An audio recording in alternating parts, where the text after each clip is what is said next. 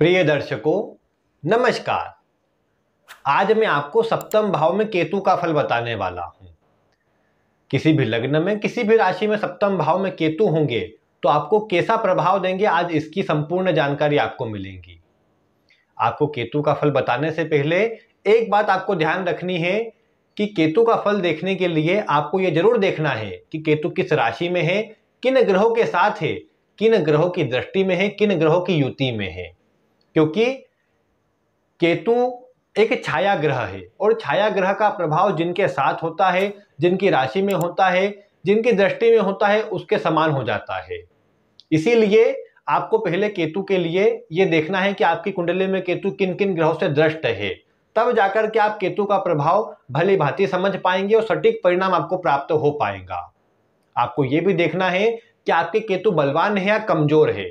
उसके लिए आप इस प्लेलिस्ट में देखिए, केतु का जो वीडियो आपको दिया गया है इसमें आप देखिए कि आपके केतु बलवान है या कमजोर है। अगर मजबूत आते हो तो आपको केतु का परिणाम फिर अच्छा मिलेगा। अगर कमजोर हो जाएंगे अगर केतु, तो फिर तो परेशानी आपको बढ़ जाएंगी। तो इसीलिए आपको केतु का फल देखने के लिए पहले यह देखना है केतु बलवान है या कमजोर है, फिर जाकर के आप इस वीडियो को देखेंगे तो आपको सटीक फल प्राप्त हो पाएगा। सबसे पहले केतु का जब भी आपको फल देखना है तो आप सबसे पहले ये देखिए कि काल पुरुष की कुंडली में है सप्तम भाव में तुला राशि आती है। दूसरे नंबर पर फिर आपको ये देखना है कि आपके लग्न में क्या राशि है। अगर केतु आपके लग्न में कारक होता है तो आप ये समझ करके चले कि केतु का अच्छा परिणाम आपको प्राप्त होगा। बहुत हद तक केतु आपको जीवन में सहयोग प्रदान करेंगे। सप्तम भाव में बैठे केतु ये देखने को मिलता है कि जन्म से ही अपना प्रभाव दिखाते हैं, क्योंकि ऐसे व्यक्ति का जो जन्म है अपने पिता के घर में कई बार नहीं होता है, ये बोल सकते हैं कि नाना के घर में होता है। जन्म स्थान से दूर रहकर के ऐसा व्यक्ति अधिक सफलता प्राप्त करता है और परिस्थिति भी कई बार ऐसे व्यक्ति को जन्म स्थान से दूर ले जाने का कार्य अवश्य करती है। सप्तम भाव में केतु बैठे हो तो ऐसा व्यक्ति थोड़ा सा जिद्दी स्वभाव का होता है, कार्य को थोड़ा जल्दीबाजी में करने का प्रयास करता है, हड़बड़ी में करने का प्रयास करता है, थोड़ा गुस्सा जरूर रहता है ऐसे व्यक्ति के मन में, चिड़चिड़ा स्वभाव रहता है और इसके कारण अन्य से थोड़े से वाद विवाद होते देखे गए हैं। सप्तम भाव विवाह का होता है तो विवाह में भी लगभग यही स्थिति कि जीवन साथी से बॉन्डिंग अच्छी नहीं बन पाती है, तालमेल में कुछ कमजोरी, कुछ कहा सुनी होना, वाद विवाद होना, तर्क वितर्क होना, ये सब बात देखने को मिलती है। ये केतु यहाँ सप्तम भाव में बैठ करके जीवन साथी के स्वभाव को भी थोड़ा सा गुस्सेल करने का काम करते हैं, क्योंकि केतु का स्वभाव मंगल के समान होता है।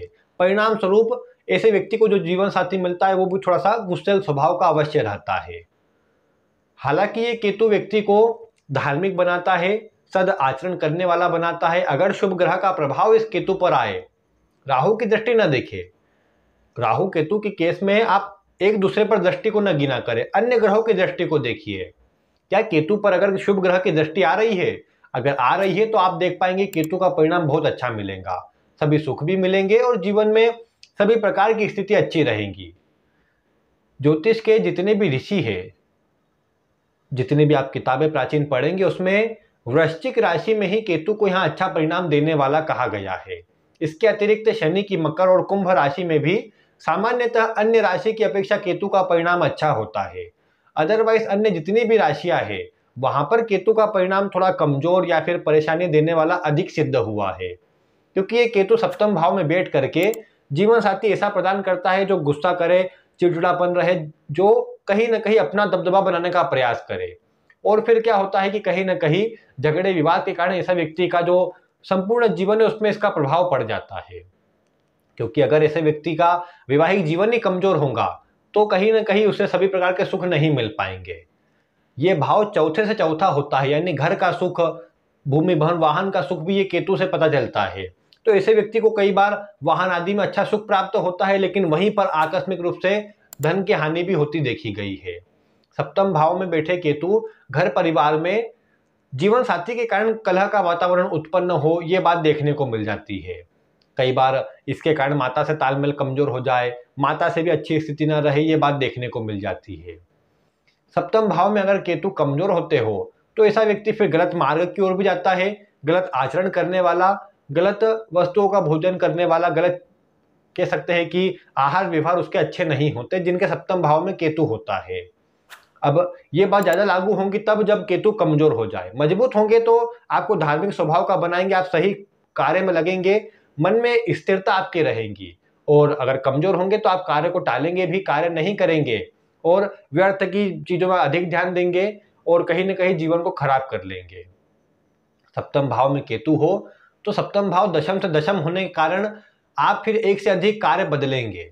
वैसे अगर मजबूत होंगे तो आप एक से अधिक कार्य करेंगे और उससे धन अर्जित करेंगे, और अगर कमजोर होंगे तो आप एक से अधिक कार्य बदलते रहेंगे और कार्य में स्थिर नहीं हो पाएंगे। ये केतु की दृष्टि लाभ भाव पर, लग्न पर और पराक्रम भाव पर भी पड़ती है। परिणाम स्वरूप लाभ भाव पर पड़ती दृष्टि लाभ तो देने का काम करेंगी, लेकिन उसमें उतार चढ़ाव अधिक रहेगा, कभी अच्छा धन कभी बहुत परेशानी, इस तरह का प्रभाव बन जाएगा। व्यापार हेतु इस केतु को अच्छा नहीं कहा जा सकता, क्योंकि ये देखने को मिलता है कि व्यापार में थोड़ा सा जो स्वभाव व्यक्ति का होता है वो तालमेल नहीं बिठा पाता। पार्टनरशिप में किए गए कार्य में भी परेशानी अधिक आती देखी गई है। ऐसा व्यक्ति कहीं पर यात्रा करे तो वहां पर भी विशेष परेशानी का सामना करना पड़ता है।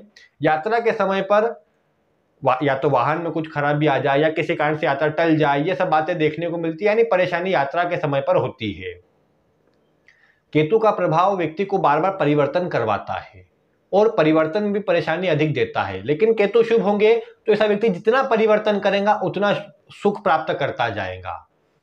और केतु का परिणाम यहाँ पर यह कहा जा सकता है कि विवाह के लिए ये व्यक्ति को थोड़ा ये देखने को मिला है, कमजोर केतु गुप्तांगों में परेशानी देता है, गुप्त रोग भी देने का काम करता है। अगर अधिक पीड़ित हो, किसी पापक ग्रह के साथ हो तो पाइल्स आदि का रोग भी देता है। वीर्य संबंधी रोग यहाँ पर शुक्र के कमजोर होने से बन जाता है। साथ में ये केतु का प्रभाव ये भी आता है कि ऐसा व्यक्ति अपने वीर्य का अधिक उपभोग करता है, जिसके कारण देखने को मिला है कि कहीं ना कहीं उसे अल्प वीर्य का सामना करना पड़ता है और कहीं ना कहीं वैवाहिक जीवन में परेशानी होती है। इसके कारण भी संतान ऐसे व्यक्ति को होती तो है लेकिन विशेष सुख प्राप्त नहीं हो पाता। सप्तम भाव में बैठा केतु कहीं ना कहीं गर्भपात का कारण भी बन जाता है, संतान से वंचित करने का काम भी ये केतु करता देखा गया है।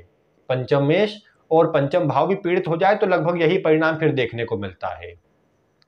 यहाँ पर केतु का परिणाम भी अगर कहा जाए तो इतना विशेष शुभ नहीं कहेंगे। हाँ, वृश्चिक राशि में हो तो फिर भी प्रभाव ठीक रहता है। एक बात फिर ये भी रहती है कि यहाँ पर पीड़ित केतु ये भी करते हैं कि कई बार देखने को मिला है कि शुक्र भी पीड़ित हो जाए और केतु यहाँ पर पीड़ित हो जाए तो ऐसे व्यक्ति की इच्छा नहीं होती विवाह करने की। ऐसा व्यक्ति विवाह से बचने का प्रयास करेगा या फिर किसी न किसी कारण से टालता रहेगा। ये कमजोर केतु और कमजोर शुक्र का प्रभाव है। सप्तम भाव में कमजोर केतु यही भी करते देखे गए हैं कि व्यक्ति का जैसे लड़का है लड़की है विवाह को मना कर रहे कि नहीं मुझे विवाह नहीं करना है, बाद में देखते हैं, इसलिए भी कई बार विवाह में विलंब होता है। 30, 32, 33 वर्ष की आयु में विवाह के फिर योग बन पाते हैं, ये केतु के कारण होता है। तो इसके लिए यहाँ पर जरूरी है कि इस केतु को अच्छा किया जाए और उसके लिए 2 काम करने चाहिए कि गाय को हरा चारा खिलाना चाहिए, दूसरे नंबर पर गाय को गुड़ भी खिलाना चाहिए। तो हरा चारा और गुड़ अगर गाय को खिलाया जाए, गणेश जी की पूजा की जाए तो इस केतु का परिणाम अच्छा मिलता देखा गया है। बाकी आपकी कुंडली में किस राशि में है, किस ग्रह की दृष्टि में है, किस ग्रह के प्रभाव में है, ये देखना अत्यंत आवश्यक है। उसके बाद ही इस केतु का संपूर्ण प्रभाव बताया जा सकता है। बाकी जो सामान्य स्थिति बनती है वो मैंने आपको बताई है। आपको कैसा प्रभाव मिल रहा है आप वीडियो में कमेंट करके बता सकते हैं। आज की वीडियो में बस इतना ही। आगे मैं आपको अन्य विषयों से जुड़ी कुछ रोचक जानकारी देने का प्रयास करूंगा, आप उन्हें ध्यानपूर्वक देखें, वो भी आपके लिए उपयोगी रहेंगी। आज की वीडियो में बस इतना ही। वीडियो देखने के लिए आपका बहुत बहुत धन्यवाद।